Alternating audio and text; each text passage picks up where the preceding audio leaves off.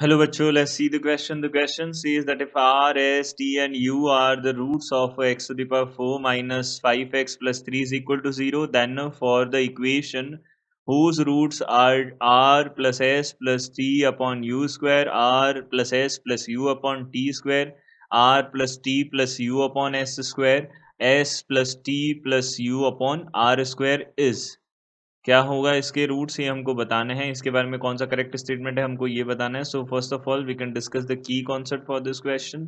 सो जब भी हमारे पास 4 पावर वाली इक्वेशन हो तो यहाँ पे हम इस तरीके से इसको डिनोट कर सकते हैं, X to the power 4 plus B X cube plus C X square plus D X and plus E.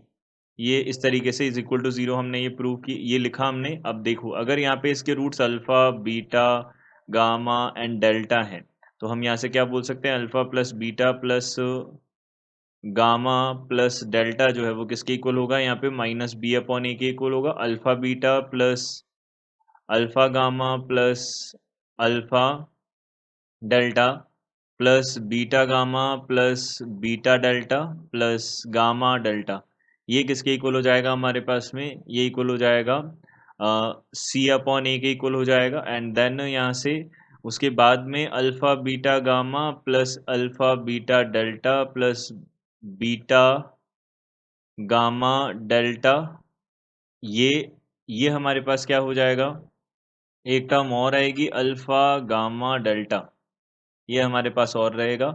ये इन चारों का सम कितना हो जाएगा, माइनस सी अपॉन ए हो जाएगा एंड अल्फा बीटा गामा इनकी सबका प्रोडक्ट, सॉरी ये हो जाएगा डी अपॉन ए, माइनस डी अपॉन ए। अब इसके बाद में हमारे पास कितना हो जाएगा, अल्फा बीटा गामा और डेल्टा इन सब चारों का कितना हो जाएगा, ई अपॉन ए आ जाएगा। तो ये हमारे पास में बनेगा इसका कॉन्सेप्ट। तो यहाँ से हमने क्या किया, सबसे पहले x to the power 4 minus 5x plus 3 है हमारे पास इज इक्वल टू 0 है। रूट्स क्या है हमारे पास में, आर है, एस है, are S T and you, ये चार रूट्स है हमारे पास। तो हमने क्या किया, सबका सम किया, तो सम क्या आ जाएगा, R S T and U, इन चारों का सम किसके इक्वल आ जाएगा, यहाँ पे माइनस का बी अपॉन ए होना है तो ये कितना हो जाएगा, 0 हो जाएगा, क्योंकि जो बी है वो तो हमारे पास यहाँ पे अगर कंपेयर करेंगे तो 0 आएगा। सिमिलरली यहाँ से अल्फा, अब देखो आर एस प्लस यहाँ से R T plus R U plus S T plus S U plus T U, इन सब का सम किसके इक्वल आ जाएगा, ये आ जाएगा हमारे पास एक्स स्क्वायर कोएफिशिएंट कितना है, 0 है यहाँ पे, तो 0 आ जाएगा ये भी।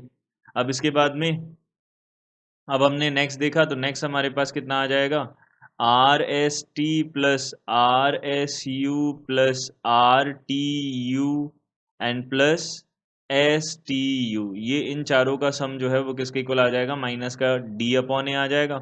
तो माइनस डी अपॉन ए कितना है, डी यानी कि एक्स का कोएफिशिएंट, एक्स का कोएफिशिएंट कितना है 5 है, तो माइनस डी अपॉन ए यानी कि 5 अपॉन 1 बन जाएगा, यानी कि 5 आ जाएगा। इसी तरीके से आर एस टी यू चारों का मल्टीप्लिकेशन जो है वो कितना आ जाएगा हमारे पास, 3 आ जाएगा, ये हमारे पास 3/1 यानी कि 3 आ जाएगा, ये हमने बना लिया। अब देखो यहाँ से हमारे पास जो नई इक्वेशन है वो क्या है, R plus S plus T upon U square है, ये हमारे पास है। एंड यहाँ से दूसरा इसका रूट है, दूसरा रूट क्या है, R plus S plus U upon T square है, R plus S plus U upon T square है।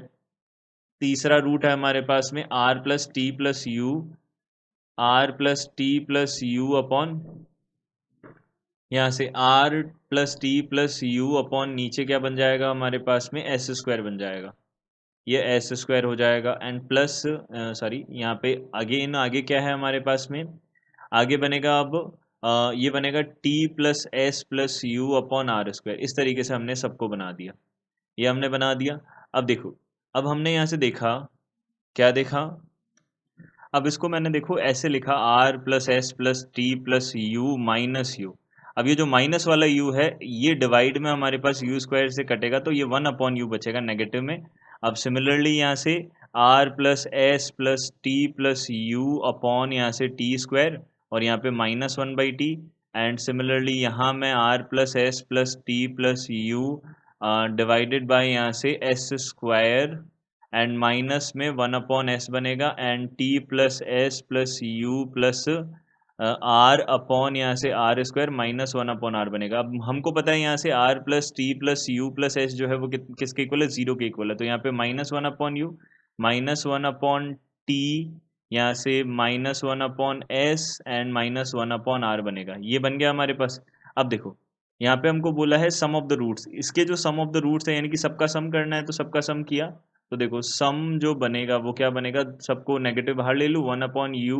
अब देखो एलसीएम लिया मैंने, तो यहाँ पे एलसीएम कितना आ जाएगा, u+u(s)(r)t,